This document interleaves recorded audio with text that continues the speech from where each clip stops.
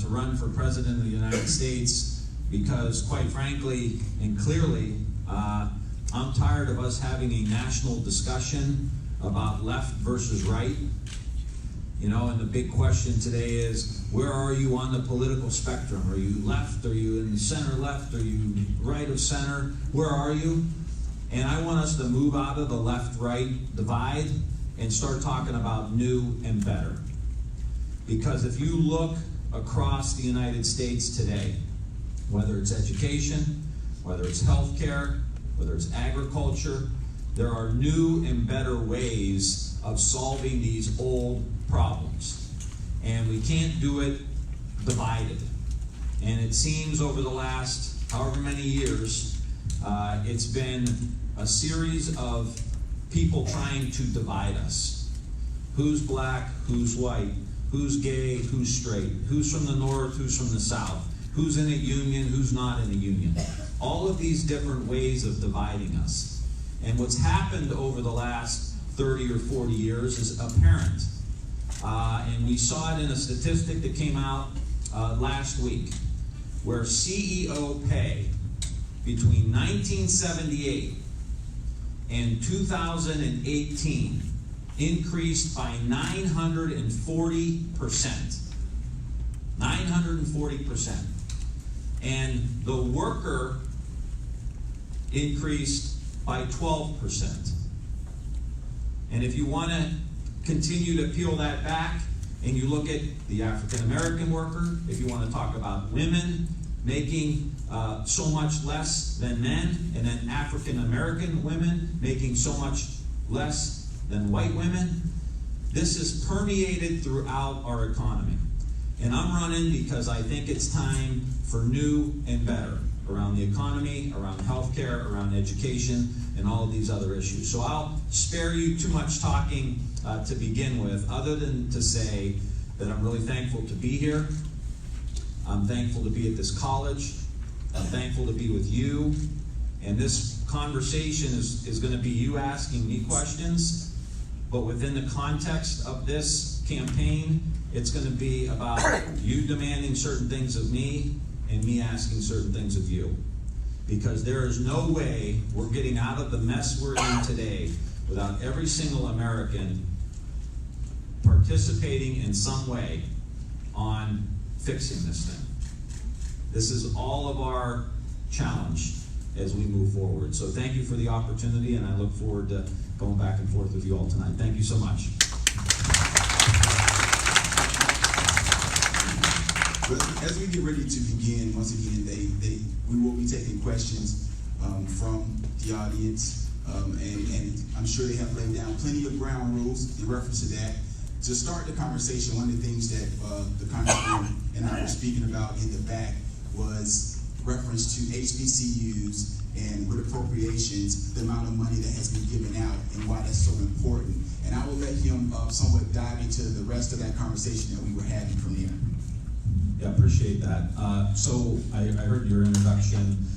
I sit on the Appropriations Committee. So there's three not main committees, but there's three very, what they call exclusive committees. One of them is the Ways and Means in Congress in the House. One of them is the Ways and Means Committee. One of them is the Energy and Water Committee. And one of them is the Appropriations Committee. And the Appropriations Committee is the committee that actually funds programs. That's the committee that I sit on. And in the House version of the education bill this year, we were able to get almost a little bit over $90 million increase for HBCUs. This is something that I believe is very, very important. The committee I sit on thinks it's important now that the Democrats are in charge. These are investments that are critical. We're seeing the cost of colleges go up. We know the impact of HBCUs on our communities, on our society. It's about opportunity. So we're going to continue to try to fund. And as I was saying, so many public initiatives have seen disinvestment. And we start to see things as budgetary line items. And we really need to start looking at government expenditures as investments. what is the investment that we could make into our people, into our infrastructure? I believe HBCUs are a significant investment. That's why we've added this additional $90+ million to HBCUs, and we will continue to do that, not just on the education side, but also on the infrastructure side. And other conversations that we are having about lab equipment and certain other things that are difficult to fund at HBCUs. So maybe carving out within the National Science Foundation opportunity to get the kind of equipment to do the kind of research that needs to be done in the sciences as well. So we're going to continue that initiative. Thank you so much. I know that gun reform is something that we were definitely talking about as we move with the town hall meeting. Congressman Tim Ryan has a lot of things that he would like to address in reference to gun control, and I'm sure that we have some questions coming from the community in reference to this subject.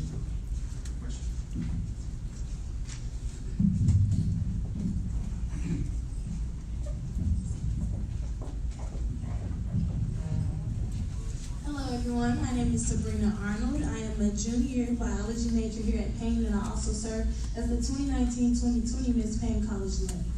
And my question to you is, how do you feel about extensive background checks on those who purchase guns? Great question.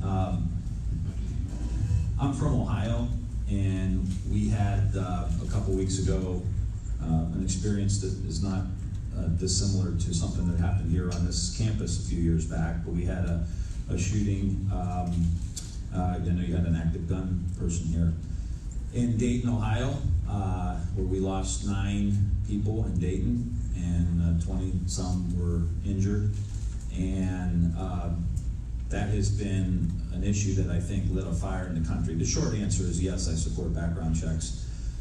We voted for this in the House of Representatives. That bill, the background check bill, and then another bill that closes the Charleston loophole, which makes sure that we have a little more time to give a background check for somebody, because the Mother Emanuel shooter was able to get a gun after just 3 days when the background check wasn't completed. So we extended that to 10 days. So there are 2 bills right now. One is for universal background checks, and one is to close the Charleston loophole. I support both of those initiatives. They sit at the Senate right now, and I'm working really hard to try to get Mitch McConnell to take that up for a vote.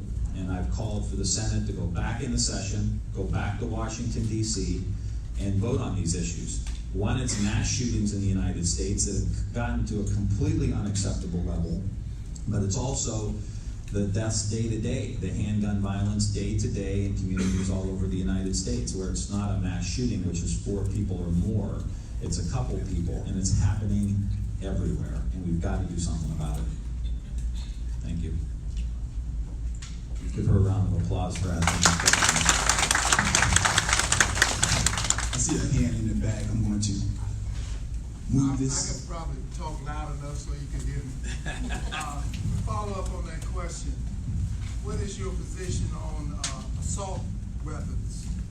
Are you in favor of taking them from the general public, or just what is your position? That's a great question. So I am also well, I'll just give you a kind of layout of what I support. It's the background check bill. There should be universal background check. Right now there's only background checks on federally licensed dealers, and gun shows do not require a background check. So it's called the gun show loophole. Person-to-person sales, so if I sold a gun to Michael, there does not need to be a background check on that. The universal background check that we just talked about closes both of those loopholes. I do support a ban on assault weapons.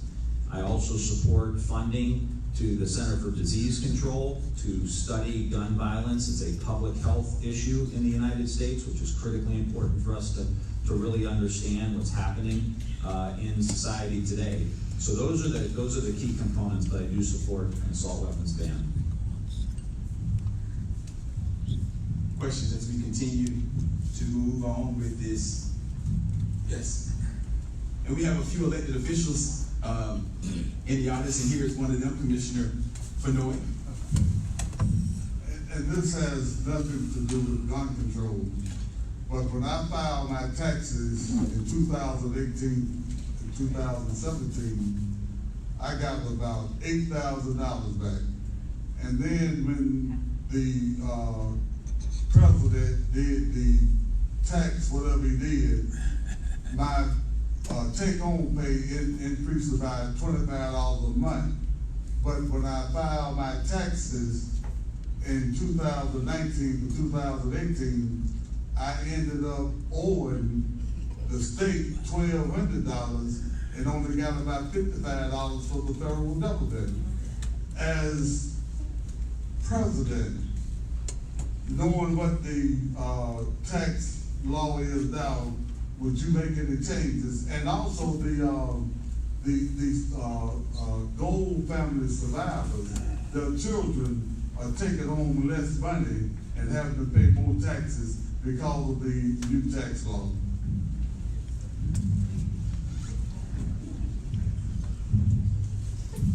Well, I'm sure glad I voted against the tax cut bill. So.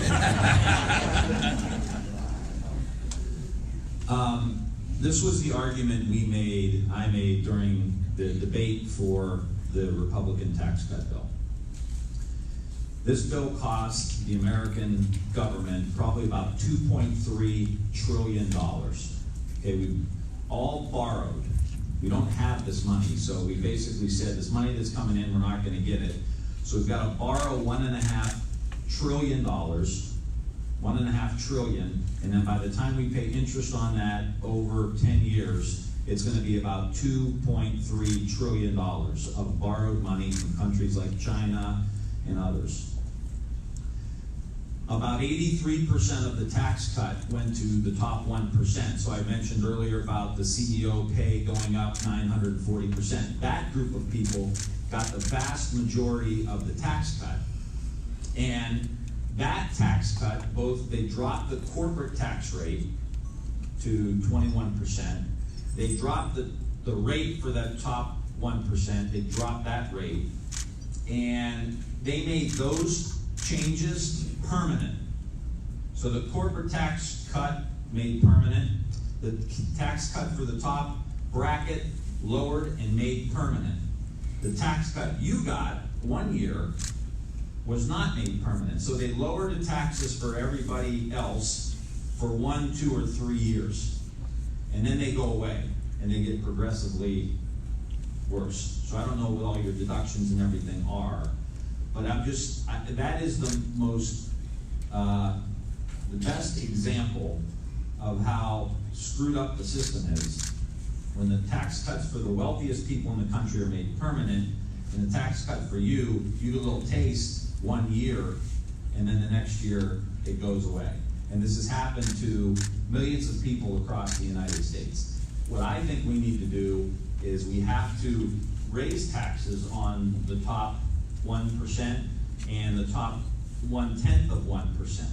They've seen a dramatic increase over the last 30 or 40 years of their income, and they've seen lower tax rates. The worker has seen a 12% increase since 1978, when all of the expenditures for the worker, whether it's health care, college tuition, just day-to-day living, food, medicine, prescription drugs, all of the cost for that has gone up dramatically. So I think we need to try to keep the rates where they were for you on the year you benefited from it, if at all possible. Raise the rates on the top 1% and probably the top 5%, and reinvest that money back in the economy. What we're seeing now is we don't have the revenue to invest in education. We talked about HBCUs, we talked about K through 12, public infrastructure. If we don't generate some revenue, we're not going to have any money to put back in the system. And so I think we need to bring about a good deal of fairness to the system, which you unfortunately experienced. All right. As we continue, I got you. I'm going to turn that to another student who can be helpful with a question. Hello everyone again. My question for you is, I'm sure you've seen the increase amongst the violence with the police officers and civilians. So if you should be president, how are you going to help steer that relationship and help us trust the police again? That's a Good question. Great question. Really great question. One, as president, you start by not race baiting, by not shaming, othering, trying to throw jet fuel on some of the divisions in the country. Our country has to heal. We've got to have some really honest conversations. One of them is around how the interaction between people of color and police. And I'm really proud of a bill I have that I think can help move us in a direction of healing.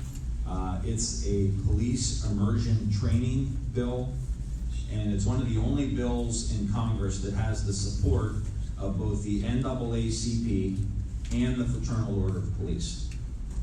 And I think those are the kind of things we have to do moving forward, is making sure that these police officers understand, because what's happened in so many circumstances where innocent black men have been killed is completely unacceptable. Completely unacceptable. And those people who do commit those crimes should be punished extensively. And at the same time, make sure we move to try to prevent these from happening in the first place. And that means making these investments in the police immersion training, which has been seen, obviously with the NAACP supporting it and the Fraternal Order of Police, seen as a real opportunity to solve this as we move forward and try to end. There's nothing more tragic than watches what's happening. You see so many people of color have to walk around in the United States in fear.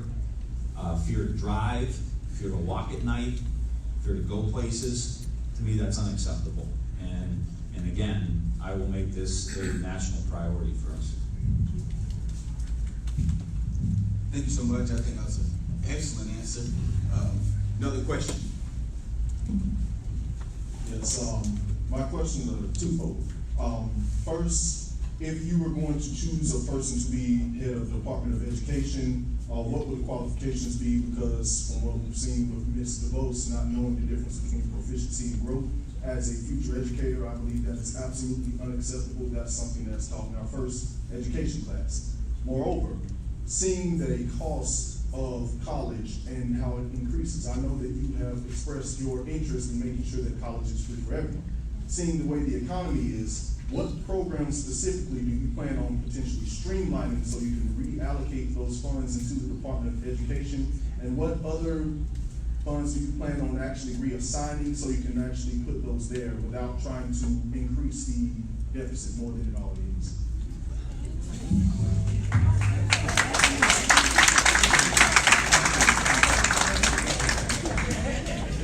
I think I have my nominee for the Secretary of Education. Send me a resume. We'll get you some experience before you go out and teach. I'll get a card. All right. I love you. Training him well. He says, I'll get a card from you. Two really great questions. One, obviously somebody to be the head of the Department of Education who deeply understands the importance of education, the importance of public education, and not thinking we can privatize our way into somehow prosperity, but has a deep understanding. I also want to promote and appoint somebody who has a deep understanding of moving the conversation in the United States away from how do we get kids to do well on tests to how do we take care of kids.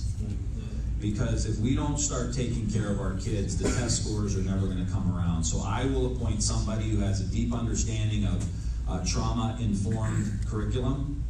I will appoint someone who understands that we need a mental health counselor in every single school that needs one. I want to make sure we have a Secretary of Education that understands the importance of social and emotional learning. And what we've seen with social and emotional learning in our classrooms, where you teach kids how to handle their emotions. I don't know if you're learning about this in class or not, but when you talk about handling conflict, about teaching kids how to de-escalate themselves, how to get themselves out of fight or flight mode. We've learned more about the brain in the last 20 years than we have in the previous 200.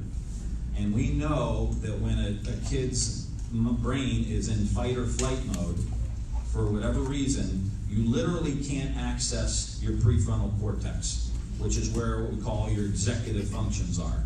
Your working memory, your decision making, your ability to regulate your own emotions. You literally lose the ability to handle that because you're in fight or flight mode. And what the social and emotional learning programs do is they teach teachers, and then the teachers teach the kids and model that behavior, because we know that 75% of what kids learn comes through modeling. The teacher models that behavior.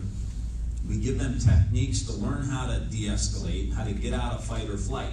So you worry about taking care of the kids. So what happens? We've seen with robust social and emotional learning programs in the United States, they did a meta-analysis of 300,000 kids, an 11 percentile point increase in test scores. Literally closes the achievement gap. 10% increase in good behavior, 10% decrease in antisocial behavior. So a 20% swing in the mood of the school. This is the future. And this is going to be something that I'm going to have my head of the Department of Education focus on, taking care of the kids, trauma-informed care, social and emotional learning, mental health counselor in every school. If I can, because my strategy, here's what I want to say too, because the second part is where you're going to get the money for all this stuff, right? The thing I'm trying to express during this campaign, and you can't necessarily do it on a debate stage with 30 seconds to have an answer. It's like, what's your plan on education? You got 30 seconds, go, right? You can't answer that. These problems are all interconnected. Okay, the education issue and how we're going to get the money. So I have to give you a quick answer on where I think we can get the money. Part of it, of course, is ask the wealthiest to pay more. Our healthcare system is broken. We can't have a conversation about finding money anywhere without having a conversation about healthcare. We spend 2.5 times as much as every other industrialized country on healthcare, and we get the absolute worst results.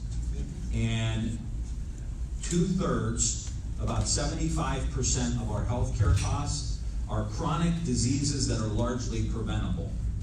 Okay? $3.5 trillion a year are chronic diseases that are largely preventable. So lots of cancers, high blood pressure, type 2 diabetes, which is a huge issue. $3.5 trillion. And nothing in our healthcare system is steering us to reduce that. But we know that we could literally reverse things like type 2 diabetes right now.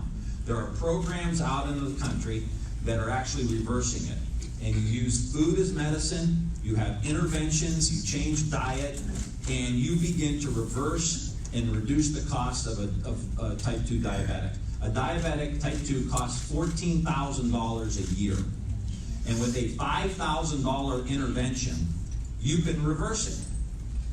So $14,000 a year versus a one-time intervention of $5,000, and half of the adult population has either diabetes or prediabetes.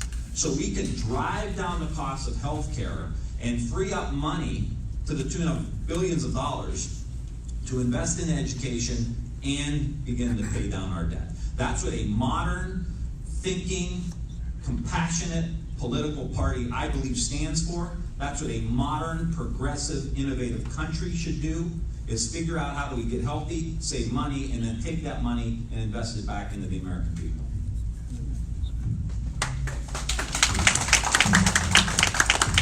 I know education is that's going to stick home with him.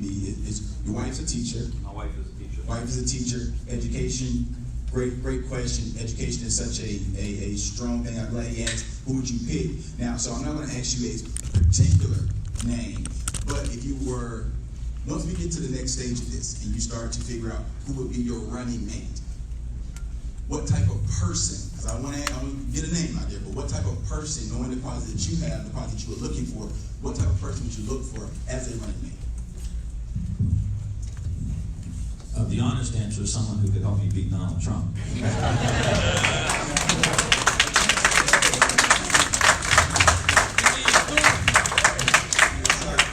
Couldn't help it. Obviously, somebody who could take over the job and who had the requisite experience to step in. I don't think anybody, quite frankly, has the experience to take over the presidency. I think it's one of those jobs you bring as much talent and vision and energy as you can to the job. You got to learn on the job, like every other president in the history of the country has. That's the honest answer. But to have a vice president who could bring those talents and skills and experience to step in, but also someone, and I saw this with Bill Clinton and Al Gore, we saw this with President Obama and Joe Biden, that they have to bring something to help you understand. Thank you. Jordan Ryan, that's my nephew right there. Say we started calling him the first nephew. Then he started wearing a tie every day to work. It's like, I gotta get dressed up. But someone that can help you think through these challenges, someone who brings maybe some different experiences to the decision making that you're gonna make. I think that's gonna be critically important to make sure that someone who didn't necessarily grow up in Ohio and do what I've done and grown up like I grew up, to have someone sitting at that table with me to make those decisions. This young lady right here, if you don't mind coming this way. I'm pretty loud. So I work in Richmond County School System, and I'm a parent facilitator. And I heard a lot of people talk about education and employment. My biggest problem and what I see is housing costs. The average student is moving once a year, twice a year, and with education, you know, if you're not rooted in the community, you have a tendency to be failing in school. Housing costs over the last 10 years has increased 56%. Since 1987, 213%. The only thing that's higher is the CEO's salary. So my question to you is, what do you think about the $15 an hour wage, okay? And what are we gonna do about housing in relationship to the education? Because if we can't deal with that home life, the emotional thing that you can put a social worker in the school, but these kids have to go home to have it. Thank you. I love educators. I mean, obviously my wife is a first grade teacher, but what we get from educators, and many of you already know this, is that what we just heard there, that understanding of the entire life of a kid or a family that needs to be addressed. And we can't put these kids in compartments. We can't treat them like they're cars. And that's really how our school systems have evolved. It's like they're a car. You put a part come in and they got a problem and you think you can change the oil and put a new carburetor and send them off. These are human beings, and the housing situation is absolutely critical. And we're seeing this all over the country. Everywhere Jordan and I travel, we see it. You can be in LA, and you can see they have tent cities in LA. You've probably seen the articles and the TV stories about the tent cities in Los Angeles. You can see it in New York. You can see it in Boston. We were in San Francisco, and there were homeless people all over the streets of San Francisco. There's a pretty direct way to deal with this. You need affordable housing. And the most direct way is to either triple or quadruple or even more extend the low-income tax credit. Because you have to make housing affordable for people to build, and not expanded the low-income housing tax credit. Builders will only build really nice buildings that people can live in and pay the rent in. But if you provide them a reduction in tax rates, they will build affordable housing. And there are many people who build a business model around doing affordable housing. That's one piece. The other piece is there are a lot of local ordinances and different things around affordable housing that also need to get addressed, that don't have a whole lot of relationship to the federal government. But making sure you're making it worthwhile for people to build affordable housing is critical. And if we do this right, we can literally have millions of units of affordable housing built in a relatively short period of time. And I make the argument all the time, this is also a jobs program, that we can actually put people back to work. And so we take care of the kids, we provide some stability, we provide affordable housing, and we create jobs. And it's primarily with that tax credit. I have a question back here, this young lady. Would you like to Good evening, Congressman. I am a retired teacher. And Hold on one second. Let's finish. Okay. Thank you so much.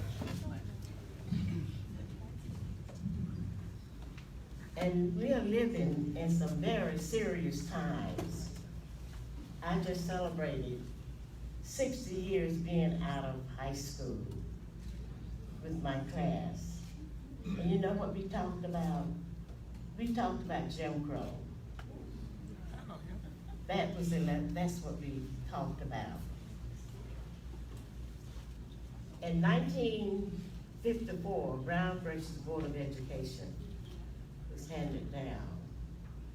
I went into a high school that was built in they started building this high school, I believe in 1953. So my class, we were freshmen, and we entered that building in 1955, 1 year after the board. That school was built to avoid integrating the public school system in the state of Georgia. They built a shell of a school. Thank God we had excellent teachers. I had several science teachers who did not have laboratory equipment in the rooms. Today, in the public school system right here in Georgia, in other states, they're having some of the same problems in the 21st century. Now, I have listed 3 problems that and I'm speaking for my grandparents right here today. I have 3 issues that I am concerned about. Number 1, education of all children, because that is the problem with America today, lack of education. And that's why we have the fear that we have in this country today and around, not only in America, but in other countries as well. Education, that's the number 1 problem. Healthcare, that's the second problem. And voting rights. And while I was in high school, my government teacher took 15 students to the courthouse for us to register to vote. And when I hear of politicians like our Secretary of State who interfered with voting in the state of Georgia, I am concerned. So I have a question that I would like to ask you.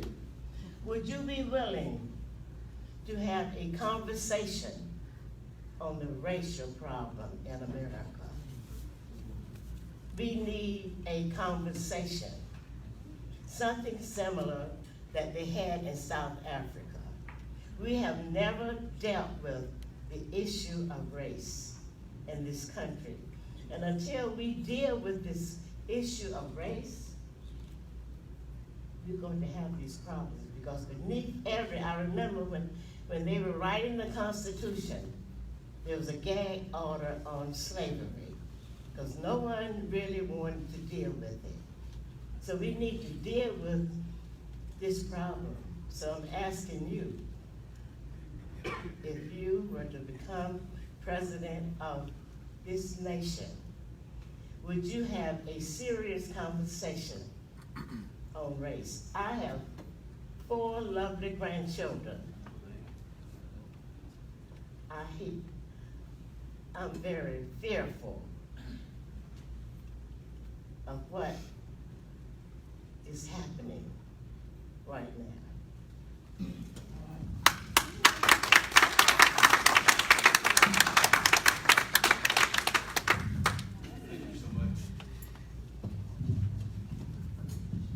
Thank you for that. Of course, I think the next president is going to have to be the healer in chief, more so than anything.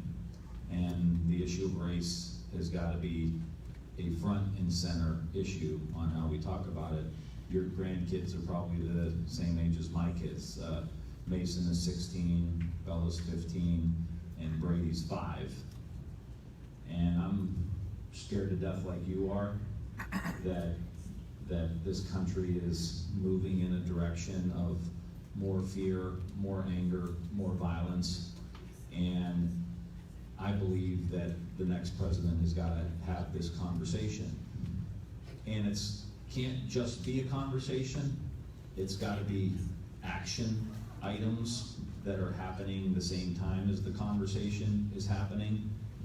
And just one example, when you talk about schools, there is a $23 billion gap between the wealthiest schools in the country and the poorer schools in the country, 23 billion. So I have an education plan that closes that gap and puts $23 billion into programs like Title I to begin to boost up those school districts that don't have a lot of money. Obviously, there's issues around criminal justice, where an African American is 5 to 6 times more likely to go to jail over a crime like marijuana than a white kid is. And that sentence will be 20% longer than the sentence for the white person. That's completely unacceptable. And so we can have a conversation and we can try to heal, but you can't heal if there's still deep injustice in the United States. And I think it's important, especially for white politicians, to speak out very vigorously about these injustices that are out there. I represent the city of Youngstown, which is 50% community of color, 50% white, and represented in my entire career in Congress for 17 years. An African American baby born in Youngstown, Ohio, has a higher infant mortality rate than a baby born in Iran. That is completely unacceptable. And I've been working on this issue my entire career. It's healthcare, but it's economics, and it's interventions, and it's environmental, and it's access, and it's inherently racist. And so we have to have that conversation, but we have to have action. And my commitment to everyone in this room is that I will be a president to help us heal, but also a president of action that tries to address the injustice that's happening in this country still today, the modern Jim Crow. All right, so we're down to our last 2 questions. Yes, ma'am. I'm sorry. Hey, I'm also from Youngstown. What? Yeah. She's from Youngstown, Ohio. Give her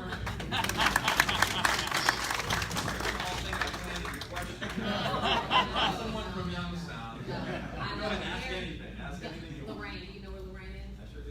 Okay. So Yeah. you know you're really Ohio if you're Lorraine now. Oakland. That's right. All right. Yeah. All right, so my question was, I heard you earlier speak about HBCUs, and I am an advocate for HBCUs, although my daughter did just recently graduate from Georgia Southern. But as a mother, I always tell my kids, I want you to go to a HBCU. That's where I wanted her to start, that's where she went. I also have a daughter that just left Bethune-Cookman because of financial issues. So my question was, once you said something about the $90 million, I began to Google it and look it up. And I also see that the president tried to push it back so that the money couldn't go to HBCUs. So where exactly is the money going to HBCUs? Because it's not not going to students, you know, for finances, it's not going for scholarships and all this other stuff. My daughter has a 4.1 and has several scholarships, and I'm still having issues making sure that she's okay. So she had to leave Bethune-Cookman to now go to Orangeburg, South Carolina, where it was a little cheaper for us, for me financially, to make sure that she's taken care of to be in an HBCU. And that's with a lot of parents, you know. No racism, but I'm black. I want my child to experience being in a black school. So it is very hard with the things that HBCUs are going through. Bethune is going through tremendous financial difficulties. And so where's the money? That's what I want to know. And another question, gentrification.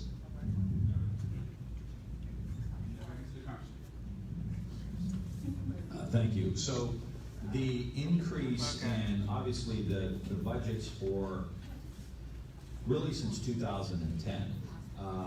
We had the recession, and in 2010, the Tea Party came in and they took over Congress, and we basically disinvested across the board, including in education, including in HBCUs.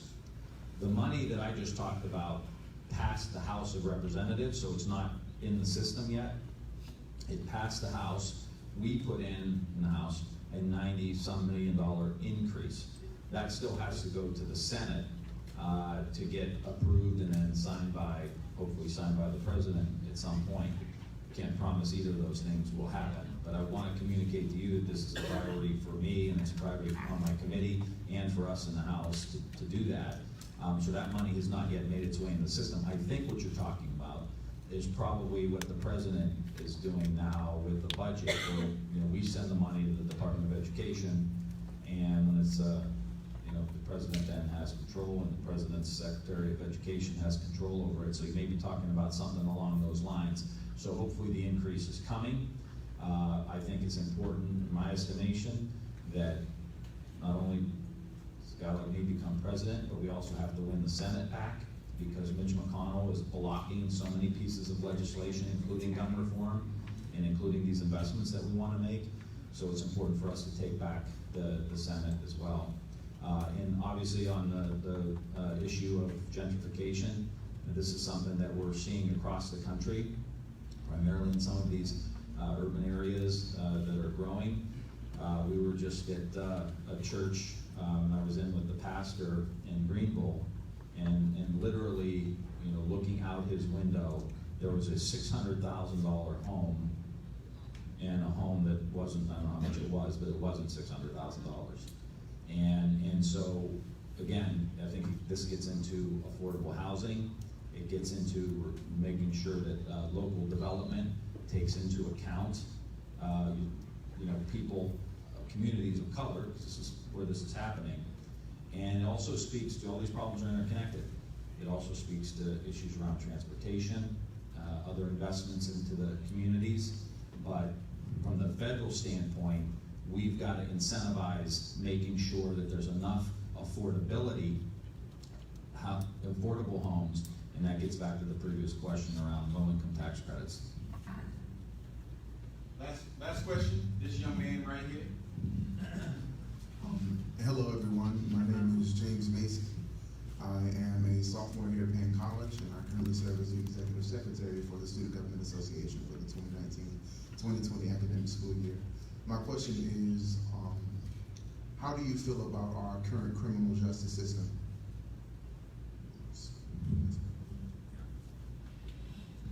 Great, thank you for that question. And I don't know if you've seen everybody up here, but they look beautiful. They got ties on, they're all dressed up. It really gets back to what I said. I believe that the current criminal justice system is racist. I believe in my heart that it's the new Jim Crow, the new version of it. We see it all the time across the board, as I mentioned, with crimes like marijuana, where you're gonna have a person of color go to jail 5 to 6 times more likely to go to prison than someone who's white. And those prison sentences will be 20% longer than for a white person. I think it gets back to the police immersion training that we need to have in the United States. because you can go across the board on education, criminal justice, environmental issues, where we have in communities of color, and you know this much better than I do, but we see it in Youngstown, we see it in Akron, there's lead in the water, there's lead paint still in some of the older homes, and so there's these environmental issues. I was just reading an article a few days ago, even in the grass and the dirt in some of these older communities, like the ones I come from in Youngstown, where we had steel mills bustling for a while. They're spewing out all kinds of toxic material that is still in the soil today, and that our kids in poor communities are playing in. And these are the issues that we're facing every day, and the challenges we're facing every day. I would just say we need a new deal. We had a new deal back in the day, and it was a way of reinvesting back into the United States. And we've been living in this society since 1980, where we've seen a disrespect for government. And when I say government, I mean collective action. And they dismantled the government, dismantled government protections, deregulated, and what have we seen happen? We've seen an erosion of the middle class. We've seen people unable to afford basic necessities. We see 75% of the American people that still live paycheck to paycheck. We see people that can't afford to pay for college, and you get in huge student debt issues and student loan issues that it's very difficult to pay back, and you get trapped. All across the board. You have lead in the water in the United States. You have huge homelessness issues in the United States. Like, who's winning in this thing? And what you find out is the only group really winning is that CEO class that I mentioned when we first started here. And so they've diminished the power of the government, which is collective action. They divide us, as I said earlier, white, black, brown, gay, straight, who's this, who's that, and divide. And then you know who else comes in and divides too? Russia. That's true. Like, they want us divided on all of these issues. If there's a shooting, if there's a school shooting, if there's any issue around race that can provide some volatility in society, literally Russia comes in on social media and they throw jet fuel on these fires so that we can keep being divided and have all of these fights. And what we have to do is we have to agree, and this is what we tell our kids, and I have a 16-year-old, we have a 16-year-old and a 15-year-old, so it's not always easy, but say, look, you know, you gotta love each other. You don't always have to like each other. You know?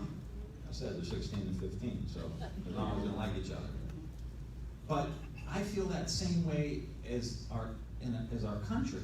We've got to start caring about each other. I'm a 6'3" old quarterback from Youngstown, Ohio, and I'm telling you, we've got to care about each other. I've never played on a sports team that had any success at all unless we absolutely loved each other, cared about each other, were willing to do things for each other. And I want to bring a spirit of that back into the United States, where we invest into you, especially you young folks, and then you have some sense of giving back to help rebuilding what we want the United States to be. Not what it is now, but what do we want this to be? What do you want it to be for yourselves? What do you want it to be